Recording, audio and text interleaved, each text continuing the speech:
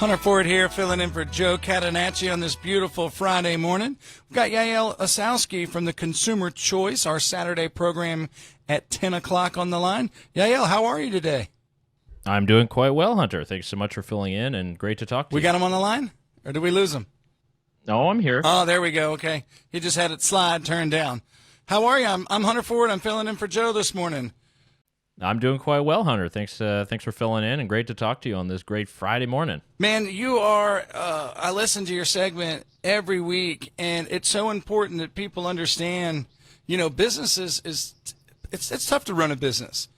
And you really give a good perspective to what the demand is and some of the problems that affect business owners that are going on all over the country and all over the world. Yeah, and I think one thing that I know you're familiar with, Hunter, is obviously everything that faces the alcohol industry, not only in this state but around the country. And it's really about, what are the best ways that we can empower consumers? There's always been this large debate about whether people should be pro-business or pro-democracy. There aren't too many people who stand up and say, hey, let's be pro-consumer. Let's think about the prices. Let's think about the products that people want. And the people who actually answer that demand are awesome entrepreneurs. And we don't really celebrate these kind of people enough. There's so much that we could be doing. I think there's definitely some things that have been done federally or in other states. We hear a lot about politicians and what they're doing day to day, but what about the awesome businesses that provide value to people, that provide jobs, that actually give people the stuff that they need? I think we just need a new kind of revised and refreshed view on the people who bring value to our society, and we should be elevating businesses that meet consumers' demand. Oh, certainly, certainly. I mean, I've heard a lot of conversations that you've had about, the alcohol industry and removing that from the state control. And I think that's part of the reason why bars are shut down still right now, because alcohol sales are over 30%, and the state is cleaning up in the ABC store right now. Yeah, it's a terrible monopoly in normal times. It's an even worse monopoly in pandemic times, because you're essentially handing the keys to the kingdom to the state of North Carolina and its purse and all of these 167 individual ABC boards who determine price, who determine so much about our life. And really, when we go out and we've worked a hard day, do we really need to face yet another state bureaucracy when it comes to that? I think that's where people are starting to think about this a little bit more. They're starting to question the system that exists, because, the system that we have now, it's the same with the education lottery that we heard about for so long in North Carolina. Here's a lottery, people can go and gamble, and it's okay because it all goes to education. But every couple of years, that bank account gets raided to pay for something else, and that's likely what's happening with the ABC system. If we were to actually liberalize that, if we were to give more power to entrepreneurs and actually have a sane licensing system like they have in so many other states, that would actually decrease prices and make it easier for entrepreneurs. And it mean that, great innovative companies would be able to offer their products, and they would not have to go through the entire churning bureaucracy. We could actually have more business, more innovative ideas. I think that'd be a very good thing for the state of North Carolina and for everyone living here. Well, and there's been some reduction of laws that, well, take a distillery, for example. It was they couldn't sell anything to the people that came and toured their distillery. And you look at the example compared to wineries. Wineries are flourishing. They brought business to smaller towns in North Carolina and Virginia, and now wedding venues. I mean, wineries have grown and adapted. Distilleries now, for a little while, could sell one bottle, and then they could sell 5 bottles. And why don't we make a push forward so distilleries can sell their own product without going through the ABC system, and let them create the demand to have a wedding venue created on their distillery property? Every other product that we have nowadays, we can order directly as a consumer, and we don't need to have to go to an official state store. And I think that logic should apply to alcohol as well, and particularly with distilleries. I know my friend John Francis Trump, he wrote a book traveling around North Carolina and going to all the different distilleries. And of course, while he's drinking and having a good time, he's just come face to face with all the regulations that are in place that really make it harder for you as a hardworking American or a hardworking North Carolinian to get a drink. That's what it comes down to. And we have to think that, NASCAR was this sport that was invented because people were running moonshine in the mountains and souped up their cars. And that was the age of prohibition. But we have this new prohibition that's still ongoing, and we're in 2020. Prohibition of alcohol was 100 years ago. It's really that was a failed experiment from long ago. We've moved on. People want their products A to Z to their door. Let's make it easier for people to access these products, not harder. I think a lot of people, if you were to poll them right now, I think they would definitely move in that direction, and hopefully they're hearing that message a little bit more in Raleigh too. And there have been great reforms, mind you, no doubt, that these have been great, but the pressure's got to keep on going. I mean, even NASCAR right now is restricting consumer choice. They put restrictions in most recently that says that their consumer can no longer wear certain types of apparel that displays the Confederate flag. Yeah, I think they're obviously NASCAR is a private organization, big company, one that I'm familiar with. Many members of my family work there.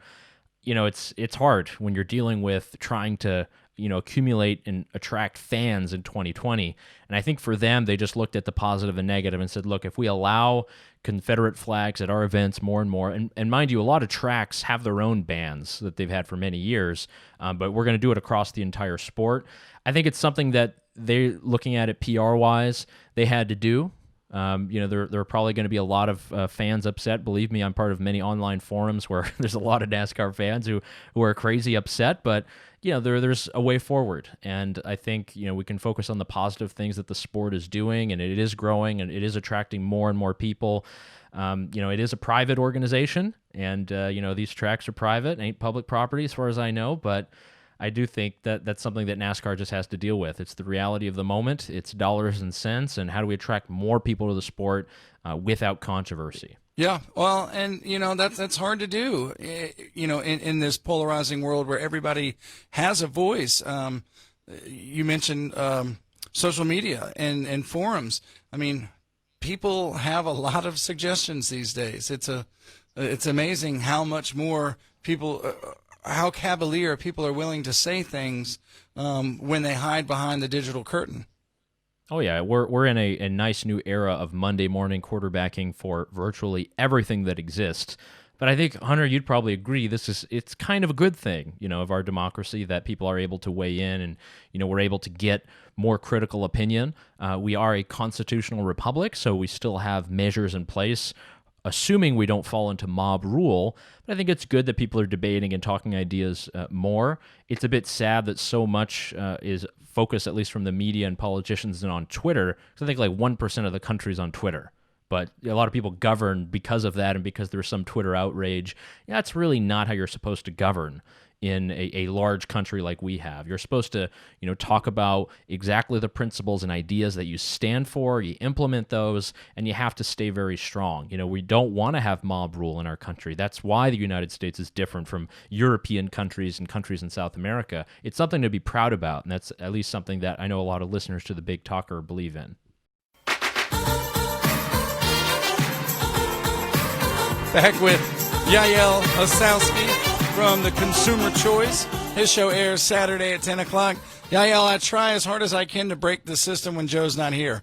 So Joe's a pro at this, and he can override things, and he can make this system work. It's the engineer and I have had fun today.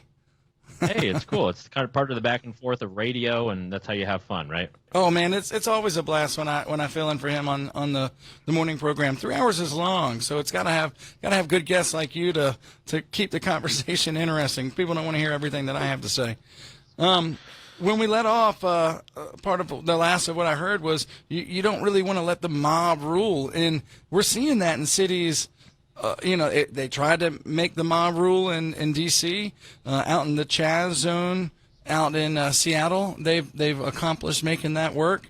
It's crazy what's going on in our country right now. Yeah, and it's definitely unsettling for a lot of people at home, who are watching this, and they don't know what's going to happen tomorrow. And, we can have a legitimate debate about statues and their place in our society and whether or not it should be of this person or that cultural icon. We can have that debate, and there are avenues to do it. But allowing people to just run willy-nilly in the streets with ropes and tear things down, what's next? They heard that a business owner is not serving these kind of people. You hear that this guy's overcharging. You don't want to have mobs. Usually if there's a mob, there's nothing good that's going to come at the end of that. So peaceful protest, all in favor. This is the way to go. But mobs, especially those that turn to violence, that's something that should be very much discouraged. And it doesn't matter what bad behavior happened in another state, in another city. This is affecting real people in their homes and in their societies. And we really can't condone it. And really shame on many politicians that have, or they're hiding behind the door, hoping all this will go away very soon. These are things that people do not tend to forget, and specifically not when they go vote in the fall. Well, and people are supposed to legislate. They're supposed to bring ideas to the floor and debate them. Tim Scott just recently brought a police reform bill, and Democrats didn't want to hear it. They blocked it. Rather than the age-old debate of you introduce a bill, you discuss it, you debate it, it goes to committee, you make some alterations, you get it over the finish line, and the president signs it. It's embarrassing that our lawmakers can't do their job. Yeah, and it's specifically sad for Senator Scott. Here's someone who's very accomplished, who's taken a lot of time to think about this. He's got staff members who've been poring over books of what reforms can be in place. I mean, if I were in charge, if I was a dictator of this, there would probably be a couple things I would add or remove, but that doesn't matter. We have a legislative process, and I think there were a lot of great ideas in there. And the number one principal idea that I don't understand how any Democrat can be opposed to is the idea of databases for this type of information and statistics on police brutality, on different interactions in the community. That's a good thing.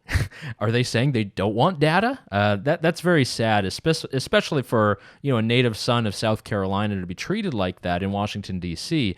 It just doesn't bode well for politics. It's kind of the nasty side of things that most people don't like. Well, what they didn't like is a Republican introducing a bill before the far left could introduce their bill, because immediately the next day they pass something in the House.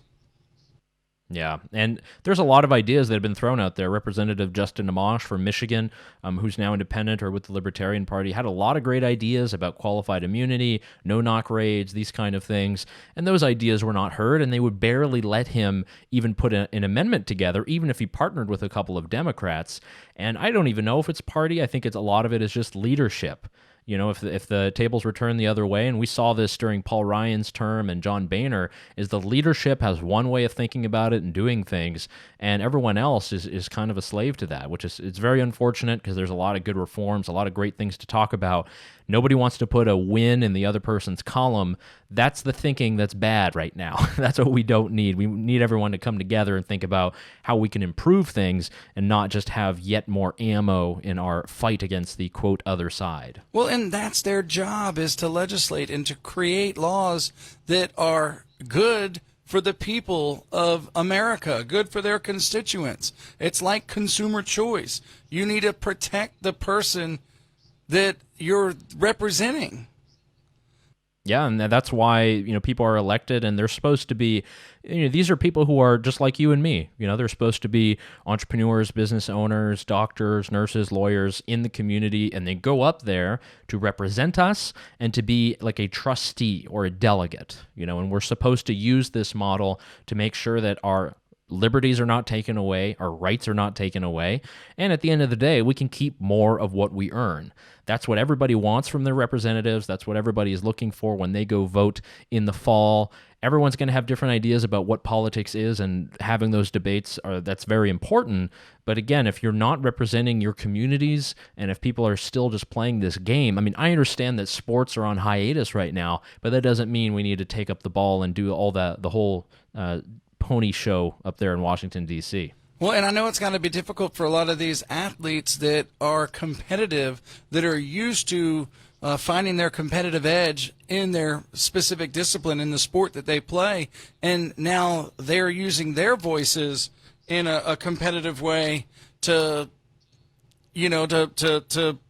put pressure on the country to make changes the way they want to see changes made. There's not a debate on the changes that we need in our country. It's basically like the leadership in the House and the Senate, which is you're going to do it our way, and that's it. There's no other question about it. All the changes that we want, and you will do it now. Yeah, and I think when most people say that they want to sit down and have a conversation, usually that's a conversation with everyone who already agrees. And it's not necessarily those who don't agree or might have alternative ideas. I mean, I think it's an interesting moment for politics and society, too. Or it's a conversation where you just sit there and listen. Yeah. No, then it's just a lecture. If they say we need a national lecture, okay, a lot of people might sign up, and there's a lot of college students who might need that right now. But usually this is a situation where everybody's Instagram feeds are now being politicized. Everybody's Facebook, if it wasn't before, it already is. There's a lot of people who are talking and getting active. I think the pandemic has not helped things. It's made a lot of people sit at home and spend way too much time on the internet, way too much time reading articles, and everybody's in their kind of camps. Let's think about what brings us together. Maybe we do need to open our bars and restaurants a bit quicker so that people can get back together to the table and actually talk and discuss instead of just talking to the choir, as it were. Oh, I know. And I think listening to talk radio is a great outlet for people to get away from just what the regular 24-hour news cycle has put in front of you. Now, your show on Saturdays, the Consumer Choice Radio at 10 o'clock, you also do writing for other publications, right? Yep, I'm still actively contributing to a lot of outlets, not just in North Carolina, but across the country. So hoping to change the conversation a bit more towards more positive and much more consumer choice, but really trying to stay active there because I do think talk radio is important. That's why we're here, and that's why I love speaking with Joe and now with you, Hunter. But it's more about, how can we get our message across and be informative and hopefully persuasive. Well, it's important to have conversations that aren't just about politics, and it seems like that has been the topic for the last several months has been how good of a job has this person done with the pandemic? How bad of a job has this person done with the pandemic? It's just been a lot of blame instead of not a lot of positive, hey, I'm really excited that I can do this meeting on Zoom, or I'm really excited that I can get a good meal delivered to my house because I don't want to leave.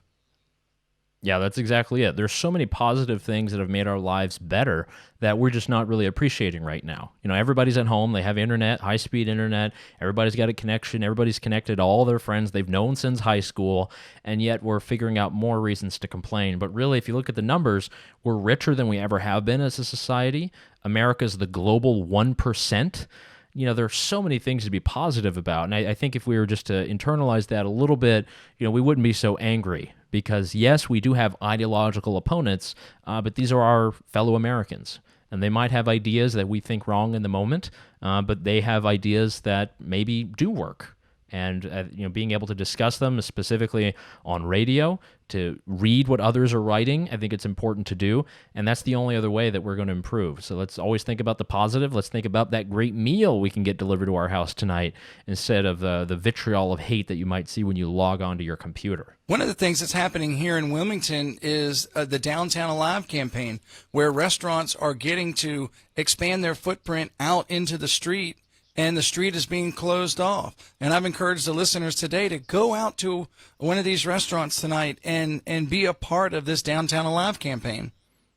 Yeah, that's great. And these kind of things where they're using urbanism, using the streets a bit more, these are all like great positive things that are going to change the way that we also think about our cities and our downtowns.